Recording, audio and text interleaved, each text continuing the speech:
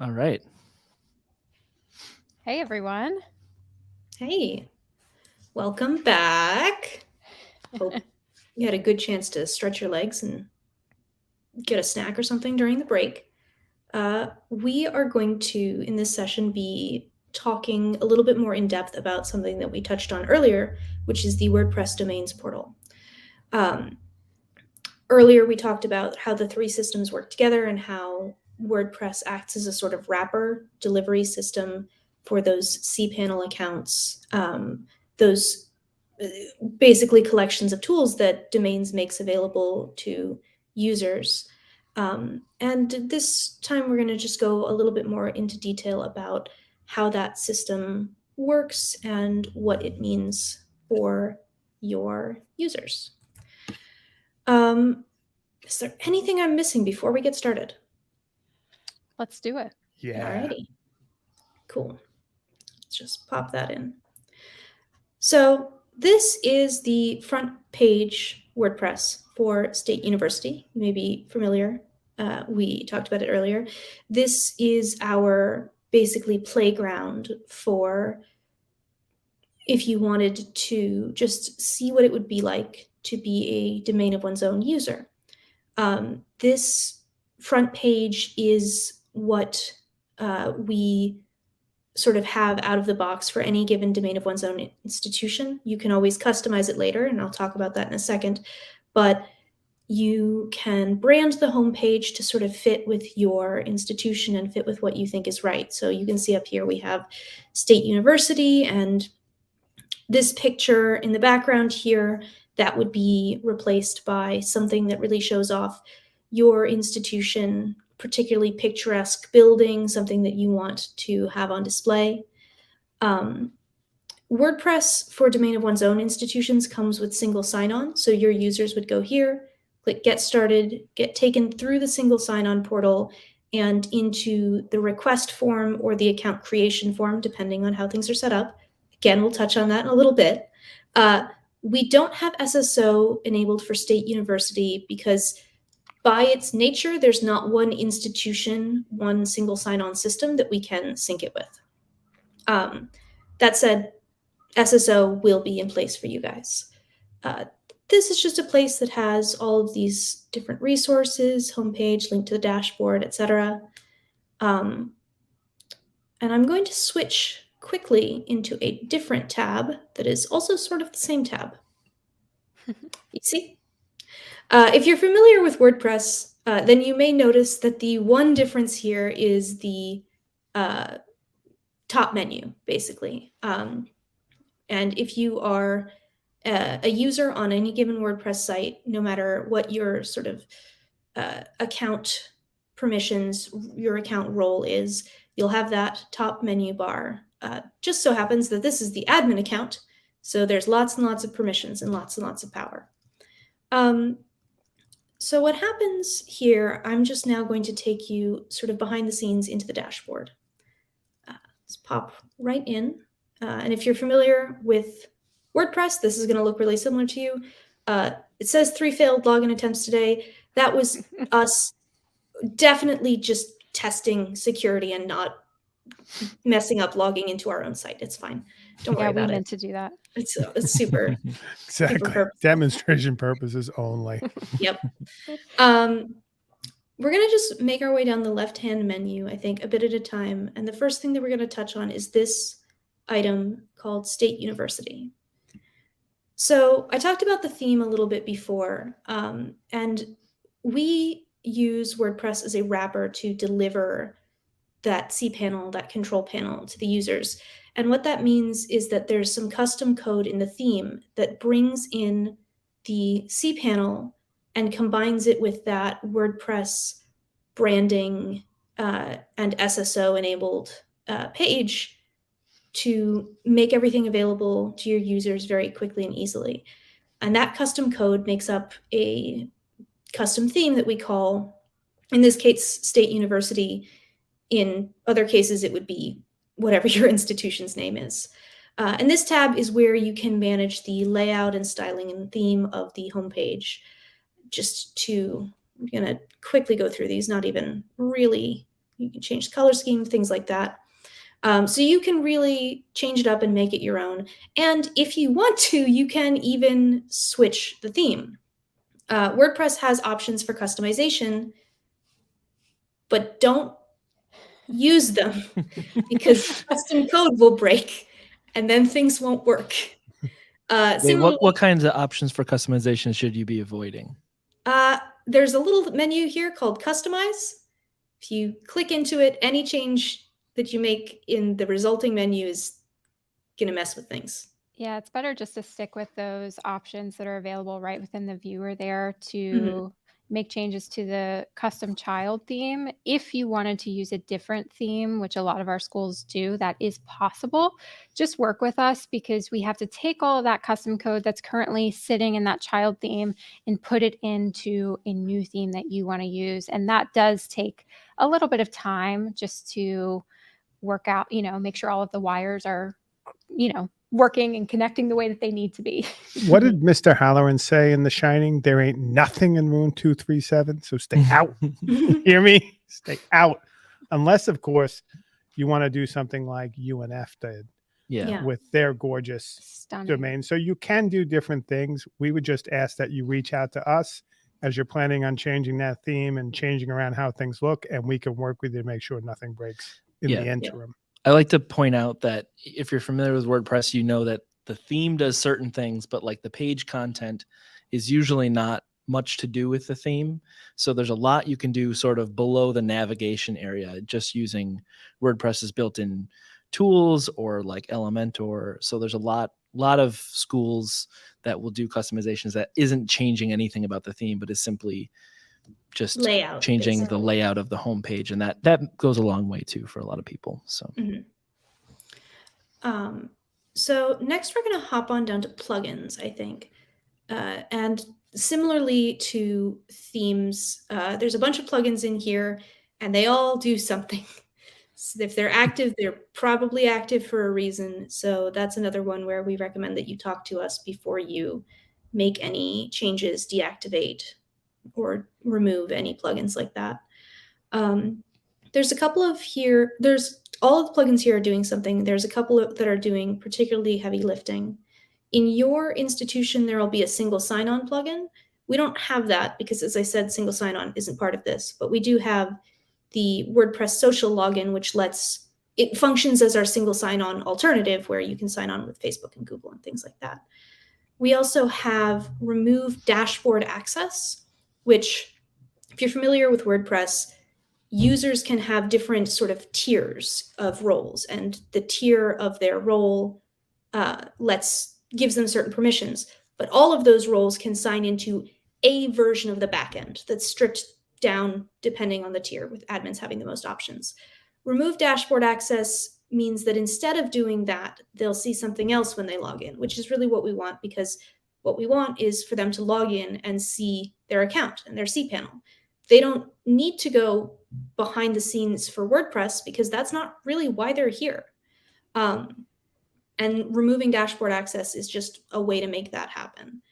Yeah, I really love that plugin. And I think another one that I wanted to share, and I'm taking over screen sharing here, is the user switching plugin, which is one of my favorites, actually. It comes to life in the users tab. So that's where we're going to jump to next. And I'm going to kind of make my screen just a little bigger there. As you can see, we're working in the demo school, so your user list is probably going to look a little bit different than mine, and that's okay. But there's a couple things going on here that makes domain of one's own function the way that it does. So that switch to plugin, that user switching plugin, you can see that in action when you hover over each account. I can switch to a user's profile and actually mask as that user. So that's super cool. I'll show you how that works in a second, but I want to take a minute and point to this user list in general. This is going to be a record of anyone who has authenticated or interacted with your domain of one's own homepage at any point. So that could mean that they have logged in with single sign-on but didn't actually sign up for an account. That could also mean that they have actually requested an account or they're waiting for it to be approved. It could also mean that they have a cPanel account and they've actually signed up and created that account start to finish. So the way that we distinguish those different phases is actually through WordPress roles. Okay, so in a standard setup, the subscriber role is always going to be associated with someone who has logged in but doesn't yet have an account. So maybe they signed in, saw the sign up form and said, I'll do this later. Or maybe they're waiting for that account to be approved so they can create it. So they're somewhere in that process. The author role is going to be associated with someone who has access to that sign up form or who actually has a cPanel account. So a couple ways we can do this. Some schools like to have a request form where they're requesting an account, and we're using Carleton as an example here because I love this request form where you can capture a little bit more data. Who are you? Why do you want to use this? What are you hoping to set up, etc. It allows you to capture a little more data as you are helping folks getting onboarded into Domain of One's Own. So that's one way you can do that, in which case we would make sure that everyone by default is logging in and getting a subscriber role. So we handle that with single sign-on settings where we say anybody who logs in, associate them by default with this role, subscriber equals request form, right? If you are ready to approve someone to get an account, so let's say I'm going to use Jim Groom as an example. Let's say Jim. Thank you very much. You're welcome. Let's say Jim is a subscriber. I could quickly change him to that subscriber role. And now when I search him again, if I switched into Jim's account, I would see that interest form. Okay. So if the process for approving someone is really just associating them back with that author role. So I'm going to switch Jim from subscriber to author just by checking that box. And I can make that a little bigger there. There you go. I'm going to set him back to author and I'll click change. And now when I search Jim again, I can now switch into Jim's account here. So there's that user switching plugin being super helpful. I was originally logged in as admin. Now I'm logged in as Jim Groom, and I have the ability to see that sign up form. So that's exactly what you want. So the other side of domains, you can have that process to have an interest form or request an account, or you can just push all of your users to see the sign up form by default. So I'm going to sign up for a domain called ilovedomains.stateu.org. And I'm going to click check. This is an opportunity where your users can choose their own domain, or you can say, no, we really want to associate everyone with their first and last name as their domain. So we're just going to sort of give them a domain. That's possible too. It's completely up to you all. We just configure that early on with infrastructure, but we can also just change that at any point too. And this that's is based on single sign-on data. Exactly. Yeah, single sign-on data. We can say just grab first and last name of the metadata, push it together in a subdomain and call it a day. This is also a great space where we could embed a terms of service or acceptable use policy if that's of interest. So just know that that's possible. And I also like that users can see this just to make sure there's no typos or anything. We're going to click continue. And again, just reviewing, because this is a demo school, you're seeing a lot of demo data here. Again, another opportunity where we could customize and add in that acceptable use form if that's something that you were interested in. And I'm going to complete sign up. And this is the one time where the end user sees WHMCS. We talked about this earlier. WHMCS is what's automatically provisioning cPanel in the background, and it's going to do that by redirecting and counting down from 10.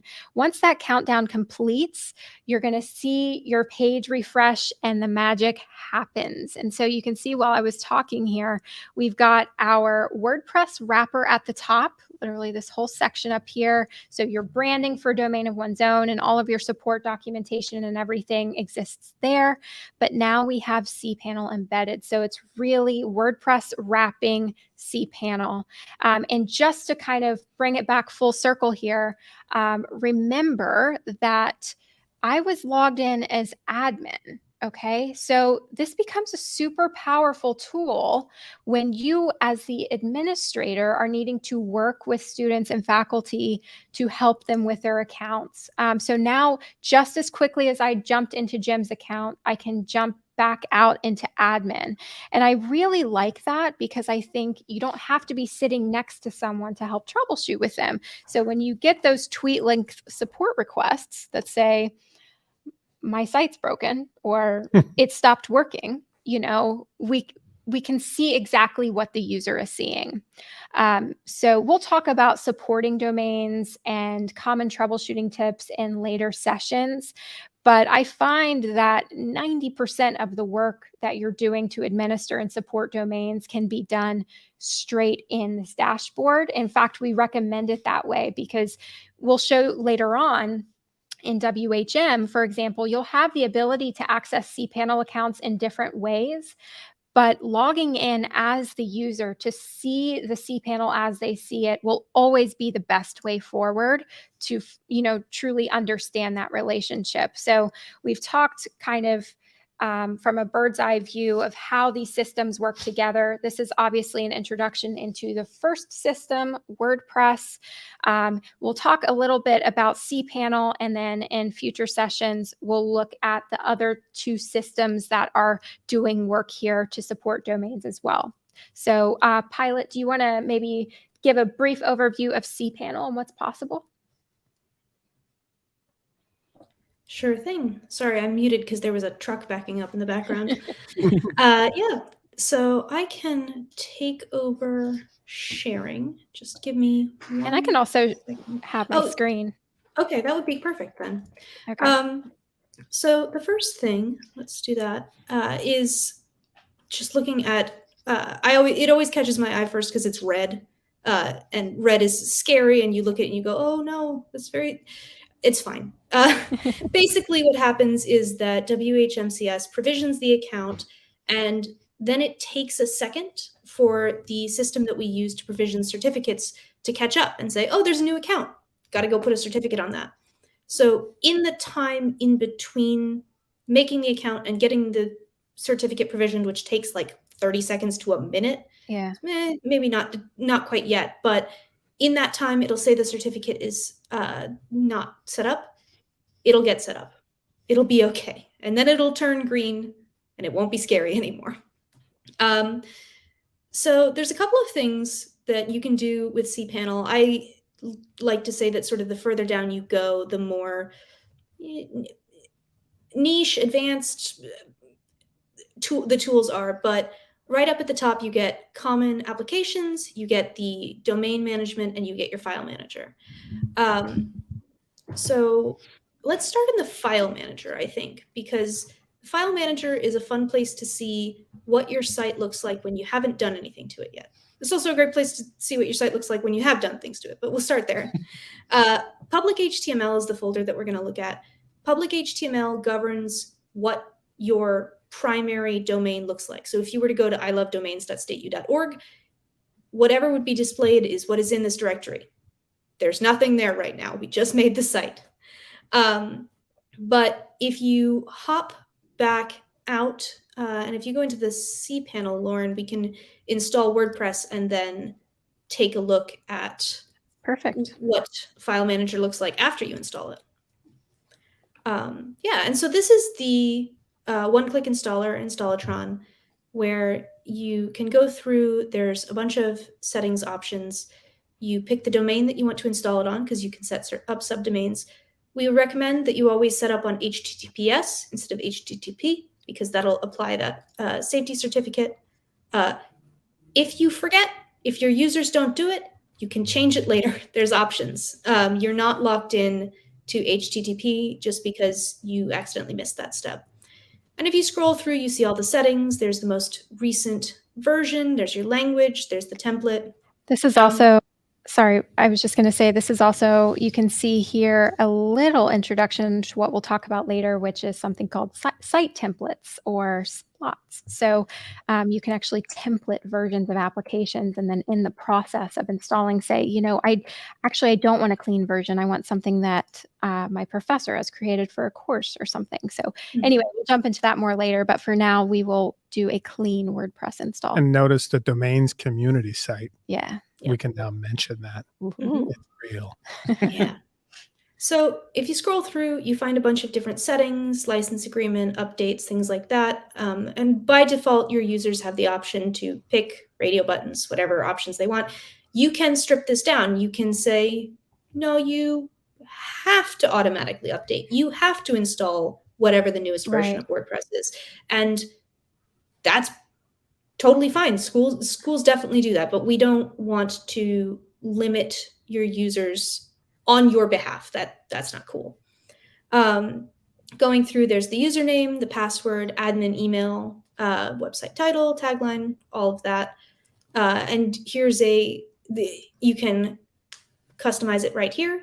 You can also edit it later in WordPress. You're not logged in. I also like pointing out these credentials here, which are specific to the application. So some people don't like cPanel and they just want to log in with their application. That's also possible too. So you could bypass single sign-on, bypass cPanel entirely and just say, this is the only time I'm going to be in here. From here on out, I'm just going to log into my WordPress dashboard separately. So that is something. I will say Installatron makes it pretty simple to log in without knowing the credentials for WordPress. Other applications, you do need to know these credentials, but WordPress is pretty spectacular in that you don't have to remember this username and password. So much so that we actually generate, unmemorable username and admin username that doesn't really make a lot of sense, just even for security purposes, because something like admin is sought after for malicious hacks. So, to use something like this just makes things a bit more secure. Mm-hmm. Yeah. And there's also options later for if you do forget your username or password, you don't end up getting locked out of your site.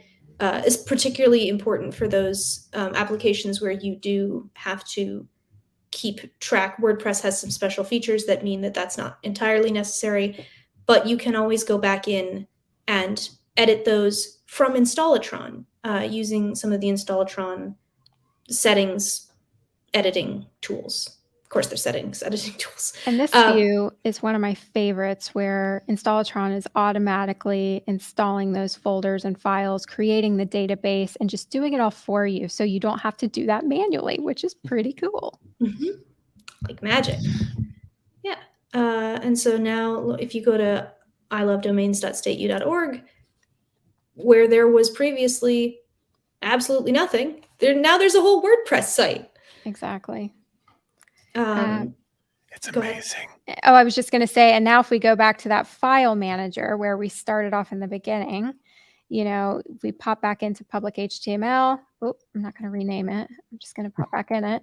You can see that it's been populated with those WordPress folders and files. So you could pop into WP content, go to the plugins folder, and see what plugins were automatically installed and activated when you clicked one button, which I think is super cool. And I remember as a student seeing this for the first time and just feeling like a light bulb went off, trying to unpack how the web worked on the back end. This was just a really cool moment for me. So yeah, I don't know. I said magic before. I stand by that. It's like pretty magic. Yeah. And it's magic that consists of files and directories, which makes it a little bit more accessible. Totally. Files and directories are my favorite type of magic, Yeah, personally. exactly. Actually, Go ahead. Oh, I was just going to say that on the topic of files and directories, we do have some schools that use domain of one's own for their beginning web design programming classes like that, for writing HTML, CSS, and JavaScript. And so that's part of what the file manager is for, is you can have students write those files and then go in, pop them right in, set up the site all by themselves. Exactly. WordPress is super popular, but part of the point of this is the flexibility, and you can build your whole site from absolute scratch if you want. Yeah, and I'm also just kind of flipping through here the amount of applications that we offer by default. But this is also a good point to talk about how you can customize cPanel. cPanel is cool in that there's so much here, but it can also feel overwhelming for beginner users. And so later today, when we talk about WHM, which is the cPanel server, we'll talk about how you can customize cPanel to be a little more digestible for your community. And you can actually create multiple versions of cPanel too. So if you want to have a really stripped down version for beginners that everyone gets by default, and then maybe a more advanced cPanel or a faculty cPanel with more storage, access to more applications, you know, some of the advanced functions of cPanel, that's also possible too. I will say one of the first things to usually go is that email section. Schools don't like that, and that's okay. So we can take it out. But the point here is that Reclaim is not going to take it out by default. We want you to have the keys to the kingdom as cPanel comes, and it's up to you all to determine how you want to tweak and brand cPanel for your community.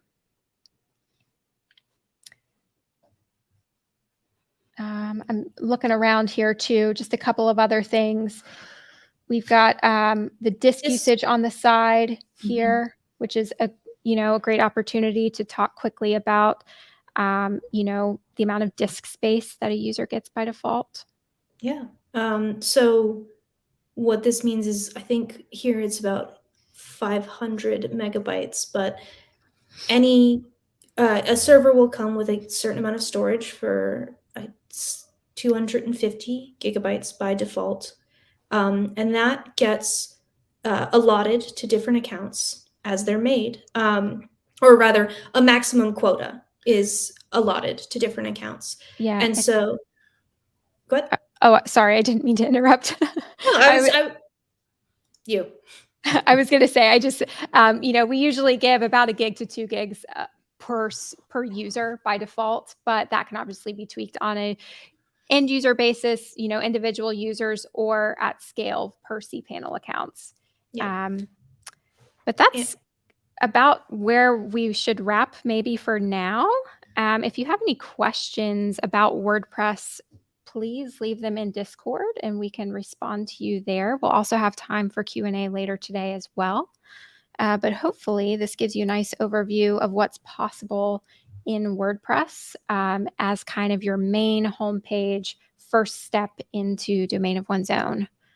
Have we missed anything? I think we're pretty good. I think that was quite good. Yeah. And just reinforcing WordPress plugins and themes within there all have a reason for being. And one of the things is you'll be using that, the switching and the users, to possibly do a lot of the management in WordPress. And sometimes that gets forgotten, is that you can take care of a lot in WordPress without ever going into WHM or WHMCS. So don't take that for granted. Awesome.